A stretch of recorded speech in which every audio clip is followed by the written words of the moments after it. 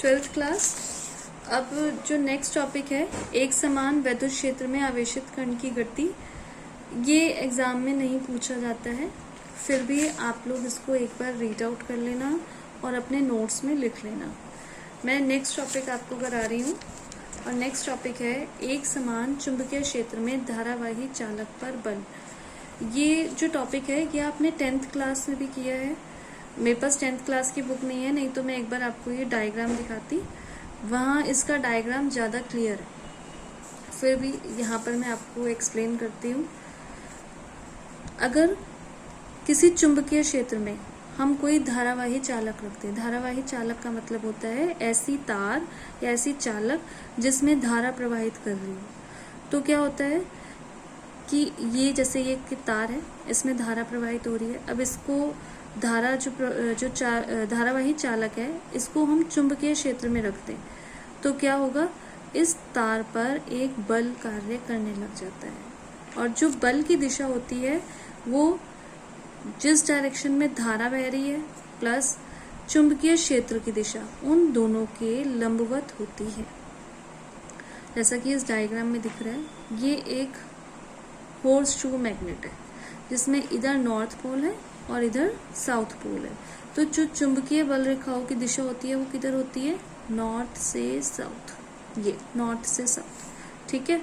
और इसके बीच में एक हमने तार को ढीला सा बांध दिया।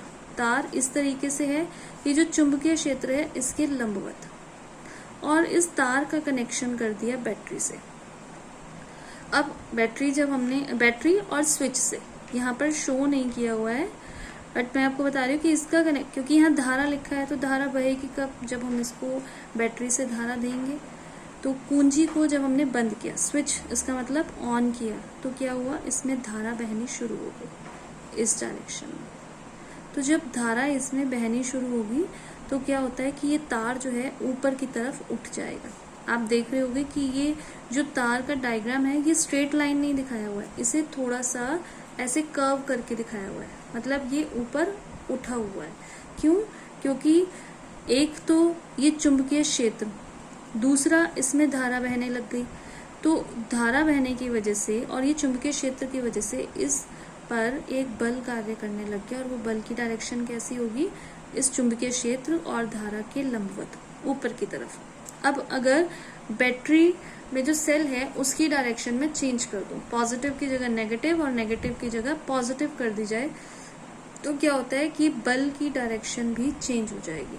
क्योंकि सेल की डायरेक्शन चेंज करने से धारा का मान क्या होगा, धारा का मान उलट जाएगा, दिशा पलट जाएगी। चुंबकीय क्षेत्र तो ऐसे ही रहेगा नॉर्थ से साउथ, पर जो धारा है अभी ऐसे बह रही है, अब धारा ऐसे बहने लग जाएगी। तो जो बल की डायरेक्शन होगी वो कैसे हो जाएगी, नीचे। तो जैसे इस केस में तार ऊपर उठी हुई है, उस केस में क्या होगा, सेल की दिशा बदल देने से, धारा की दिशा बदल देने से ये जो तार होगी ये नीचे की तरफ खिंच जाएगी, ठीक है। तो जब एक समान चुंबकीय क्षेत्र होता है उसमें कोई धारावाही चालक रखते हैं तो उस पर एक बल कार्य करने लग जाता है, और वो बल की दिशा धारा और चुंबकीय क्षेत्र की दिशा के लंबवत होता है। और इस बल को निकालने के लिए हम यूज करते हैं दाएं हाथ की हथेली का नियम। ये आपका दाएं हाथ, तो दाएं हाथ की हथेली में अंगूठा और ये बाकी उंगलियां एक दूसरे के लंबवत खोलेंगे। जो अंगूठा होता है ये धारा को प्रदर्शित करता है और ये जो है ये चुंबकीय क्षेत्र को प्रदर्शित करता है। तो जैसे कि इसमें आप देख रहे हैं कि ये तो धारा और ये चुंबकीय क्षेत्र, तो जो बल होता है वो कैसे होता है, ऊपर की तरफ लगेगा। अब अगर धारा की दिशा को बदल दिया जाए, जैसे मैंने यहाँ कर दिया, यहाँ धारा ऊपर बह रही थी, अब मैंने धारा कर दी नीचे की तरफ, ये ऐसे, ठीक है, धारा ऐसे और चुंबकीय क्षेत्र ऐसे, तो बल जो लगेगा वो कैसे लगेगा, नीचे की तरफ, ठीक है। तो ये दाएं हाथ की हथेली का नियम। अब नेक्स्ट टॉपिक है गतिमान आवेश पर बल से धारावाही चालक पर बल की व्याख्या। ये सब कुछ आपको करने की जरूरत नहीं है, सिंपली आप इसके फॉर्मूले पे आ जाइए। आपने जो F का फॉर्मूला पढ़ा है, F is equal to QVB sine theta, अगर हम उसको और डिटेल में करें जैसा कि इस टॉपिक में किया हुआ है, तो F हमारे पास निकल के आता है IBL साइन थीटा। तो यहाँ से अगर थीटा 0 हो तो थीटा 0 होने पर F क्या हो जाएगा, 0 हो जाएगा।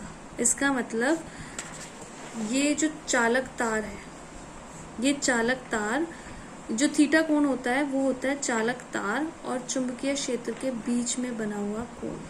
अगर चालक तार और चुंबकीय क्षेत्र दोनों एक ही दिशा में हो जाएं तो जो बल होता है वो शून्य हो जाता है। अब ये फॉर्मूला जो है वो इम्पोर्टेंट क्यों है, क्योंकि यहाँ से हमारे पास B की डेफिनेशन आएगी, चुंबकीय क्षेत्र की डेफिनेशन, चुंबकीय क्षेत्र का मात्रक और चुंबकीय क्षेत्र की विमा, जो शॉर्ट क्वेश्चन में कई बार आ जाती है।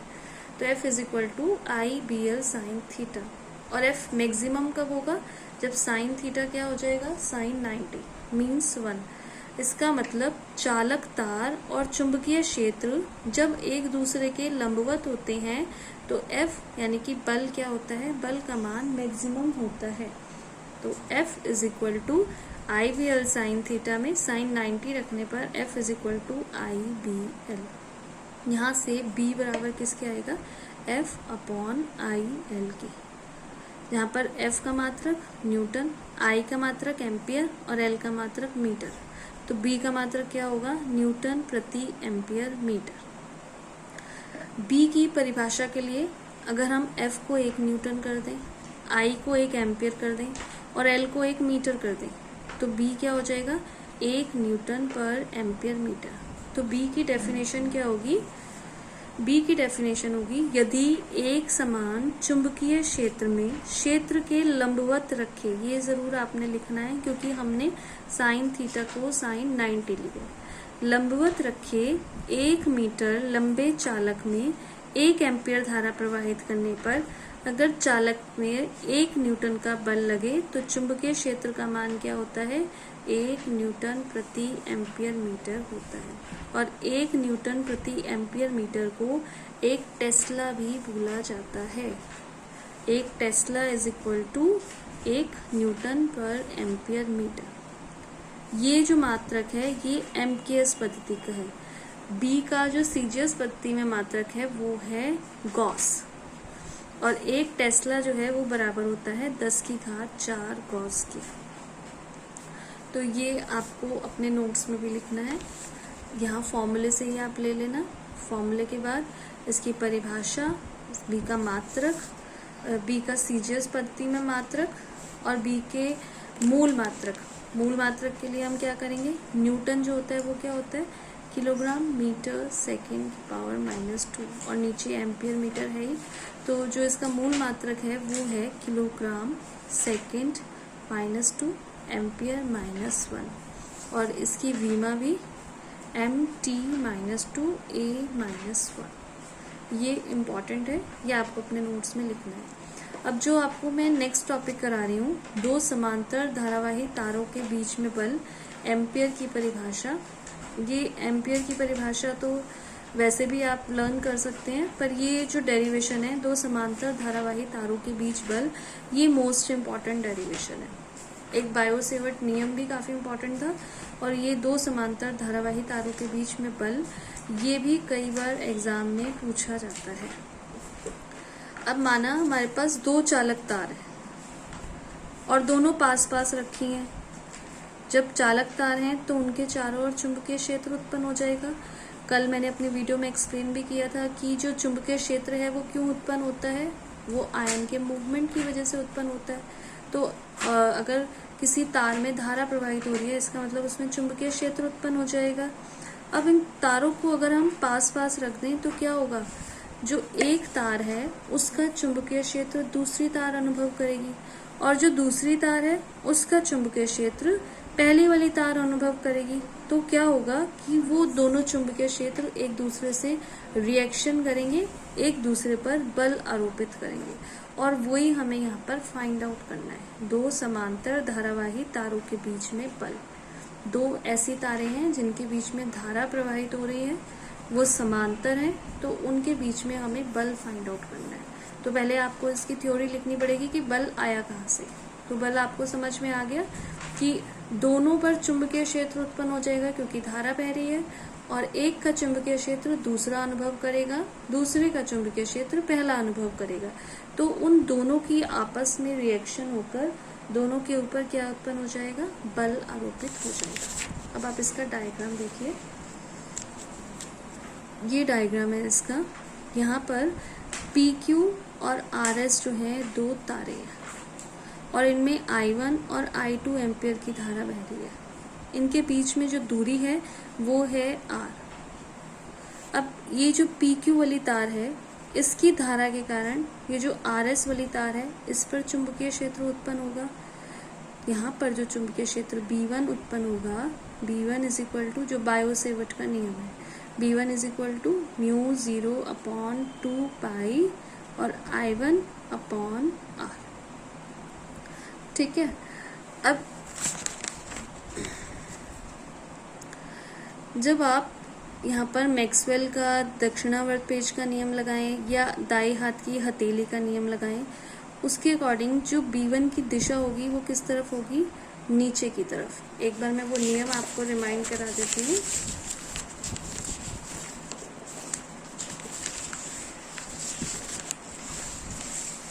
दाएं हाथ की हथेली का नियम, धारा ऊपर बह रही है, जिस बिंदु पर हमें चुंबकीय क्षेत्र निकालना है वो इस तरफ है, तो जो चुंबकीय क्षेत्र है उसकी दिशा किधर होती है, ऊपर की तरफ। अब यहाँ पर देखिए, यहाँ पर जो धारा है वो तो ऊपर की तरफ बह रही है, ये धारा बह रही है ऊपर की तरफ। जिस बिंदु पर चुंबकीय क्षेत्र निकालना है वो है इस तरफ, तो जो B1 चुंबकीय क्षेत्र की दिशा होगी वो किस तरफ होगी, नीचे की तरफ।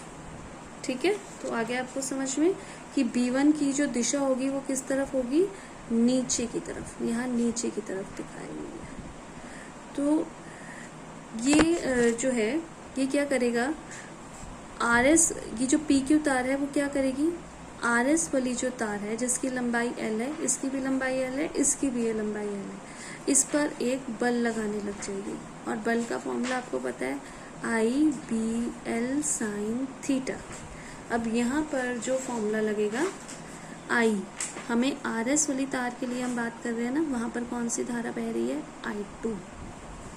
जो उस पर चुंबकीय क्षेत्र लग रहा है वो किसके कारण लग रहा है, पहले वाले की वजह से, यानी कि B1 L और साथ में साइन थीटा। I और B के बीच में जो ये साइन, जो थीटा वाला एंगल है वो कौन सा होता है, I और B के बीच में जो कोण बन रहा है। तो I और B के बीच में जो कोण बन रहा है वो किस तरफ, क्योंकि धारा ऊपर बह रही है, चुंबकीय क्षेत्र नीचे की तरफ है, तो कोण कितने डिग्री का बन रहा है, 90 डिग्री का। तो यहाँ पर I2 B1 L sign 90, B1 का मान ऊपर हमारे पास आया μ0/2 पाई I1/R, वो यहाँ पर ये रख देंगे। तो F इज इक्वल टू क्या आ गया, μ0/2 पाई I1 I2 L/R। ये बल का मान है। अगर हम प्रति मीटर लंबाई पर लगने वाले बल की बात करें तो F को किससे डिवाइड कर देंगे, L से। तो यहाँ से L हट जाएगा, F/L जो है वो किसके बराबर आ गया, μ0/2 पाई I1 I2/R के। और इस बल की दिशा हम कैसे निकालेंगे, इस बल की दिशा दाएं हाथ की हथेली के नियम से लगाएंगे, या फ्लेमिंग का बाएं हाथ का नियम लगा देंगे। तो इस बल की जो दिशा होगी वो किस तरफ होगी, इस बल की दिशा होगी इस तरफ। इस PQ तार की वजह से जो बल लगेगा वो किस तरफ लगेगा, इस तरफ लगेगा। अब हम बात करते हैं RS तार की। जैसे PQ तार RS पे बल लगा रही है, सेम उसी कंडीशन में जो RS तार होगी वो क्या करेगी, PQ पर बल लगाएगी, वो बल भी सेम होगा। तो F/L is equal to μ0/2 pi I1 I2/R। अगर दोनों जो तारे हैं, कि हमने दो तारे ली, दोनों में इस टाइम हमने धारा ली I1 और I2। सपोज जो दोनों तारों में धारा बह रही है वो एक समान बह रही हो, दोनों में ही I धारा बह रही हो, तो फॉर्मूले में क्या चेंज हो जाएगा, I1 और I2 बराबर I हो जाएगा। तो formula will be F/L is equal to μ0/2 pi I²/R newton पर मीटर। ये डेरिवेशन इम्पॉर्टेंट है, कई बार सिर्फ यहीं तक पूछ लिया जाता है। कि अगर दोनों तारों में अलग अलग धारा बह रही हो, और कई बार ये भी पूछ लिया जाता है अगर दोनों तारों में एक जैसी धारा बह रही हो तो वह फॉर्मूला ये करेंगे। और एक और चीज, ये तारे जो हैं एक दूसरे को आकर्षित करेंगी। आप देख रहे हैं इस पर बल इस तरफ लग रहा है, इस पर बल इस तरफ लग रहा है। कब? जब धारा दोनों में एक ही दिशा में बह रही है। अगर धारा दोनों तारों में अलग अलग दिशा में बह रही है, यहाँ आप देख रहे हैं धारा I1 ऊपर की तरफ है, I2 नीचे की तरफ है, तो जो बल लगेंगे, इसका इस तरफ बल, इसका इस तरफ बल, तो ये तारे एक दूसरे को प्रतिकर्षित करेंगे। ठीक है। और यहाँ से एम्पियर की परिभाषा भी आप कर सकते हैं। ये परिभाषा आपने पहले भी की हुई है। 1 एम्पियर वैद्युत धारा वह है जो निर्वात में परस्पर 1 मीटर की दूरी पर स्थित 2 ऋजुरेखीय लंबे और समांतर तारों में प्रवाहित होने पर प्रत्येक तार की प्रति मीटर लंबाई पर 2 × 10⁻⁷ न्यूटन का बल उत्पन्न करती है। अब आपका ये चैप्टर कंप्लीट हो गया।